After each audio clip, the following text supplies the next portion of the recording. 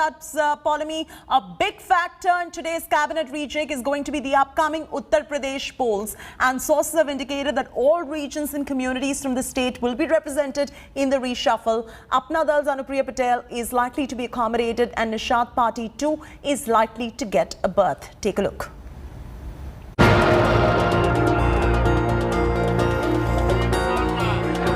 It's the mother of all state elections. The battle for Uttar Pradesh. And it kicks off just 6 months from now. The big tremors have already begun. The warriors have begun to lay out their battle plans. And you'd better believe that the centre has its gaze fixed on UP's state of war too. The impending reshuffle of Modi's Council of Ministers is certain to have a strong UP flavour. With the balancing of caste equations in mind, sources say that the reshuffle is expected to send out a political signal by correcting regional representation, especially in Uttar Pradesh. There is speculation that the BJP may send one minister from UP back to state politics and make place to induct UP BJP President Swatantra Dev Singh in the centre. But sources strike a note of caution, pointing out that this would mean getting a new BJP state president just months before the election.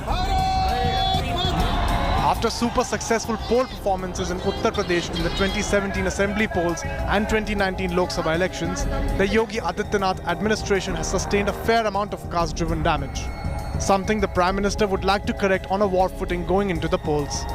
The BJP's internal reading is that groups including OBCs, MBCs and Dalits are in urgent need of a signal from the BJP. And that's where the following likely movement springs up. Prominent OBC player and Apna Dal Supremo Anupriya Patel, who has been sidelined since 2019, is likely to find herself as a newly minted union minister this week. A leader from the Nishat Party could also be accommodated. The possibility of a leader representing the dominant Brahmin community and a Dalit leader could also find a place in the reshuffled cabinet. One day. It's the battle that will define 2022, and the big wheels have begun to turn. With Himanshu Mishra and Rahul Srivastav in Delhi, Bureau Report, India Today. Polemy Star still continues to be with us. Polemy, there is absolutely no denying of the fact, and we've been repeatedly saying this, that a very big factor in the reshuffle today is going to be the upcoming Uttar Pradesh polls. Put this into perspective for our viewers. Well, all of the upcoming assembly elections, for that matter, we're definitely seeing a lot of new entrants into the Modi Cabinet 2.0 who are from the poll-bound states. So if you speak of Ajay Mishra, for instance, who is, of course, from the state of Uttar Pradesh, he represents the constituency of Lakhimpur Kheri from the Bharatiya Janata Party. He is likely to be inducted into the Union Council of Ministers. Anupriya Patel, of course, an ally of the Bharatiya Janata Party in Uttar Pradesh, will be making a comeback into the Modi Cabinet. Then, of course, if you look at the state of Uttarakhand, Ajay Bhatt, Member of Parliament of the Bharatiya Janata Party, some even considered him as possibly one of the chief ministerial candidates, though it was not possible in this round of the rejig in Uttarakhand, because it was made very clear that because of the constitutional crisis, quote-unquote, that Tirath Singh Rawat faced, it would have to be an MLA. So Ajay Bhatt, as an MP, was out of the race, but his name was considered for Chief Minister of Uttarakhand. In previous rounds of rejigs in Uttarakhand, he is now being inducted into the Union Council of Ministers. Then, of course, if you look at the state of Gujarat, Purushottam Rupala likely to get promoted as far as sources are concerned. So that is going to be very interesting. And then, of course, the state of Himachal Pradesh, Anurag Thakur is from Himachal Pradesh, and he is also likely to be promoted. So if you look at the trajectory... Yeah, we've been talking a lot about the ones who are going to get promoted and the new faces that are going to probably get inducted in the cabinet, and we've named them as well. Any indication, since you have the inside track, on the names that perhaps could be dropped from the cabinet?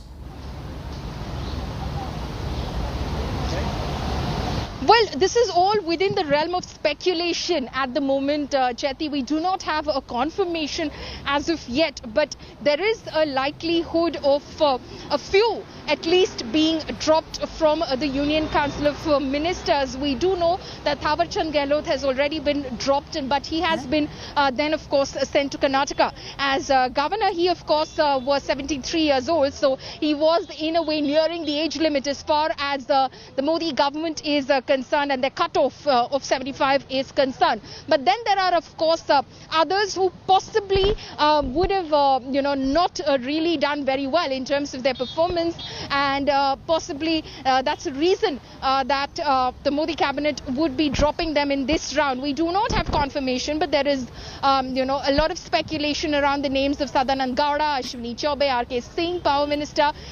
We'll have to wait and see, Chetty, because that honestly will become evident only when the press release from the Prime Minister's office / the President House comes in after the swearing-in ceremony, which tells us about the allocation of portfolios. After the swearing-in ceremony, you know who's in, for sure. But after that will be that press release, which will give us a sense of the portfolios.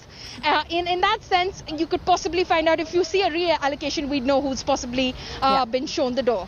All right, Poulami Saha with the inside track, bringing you every twist and every turn as it happens. Poulami, stay with us, and thank you very much for all those updates at the moment as far as the big cabinet reshuffle that is taking place this evening at 6 p.m. Poulami Saha with those details.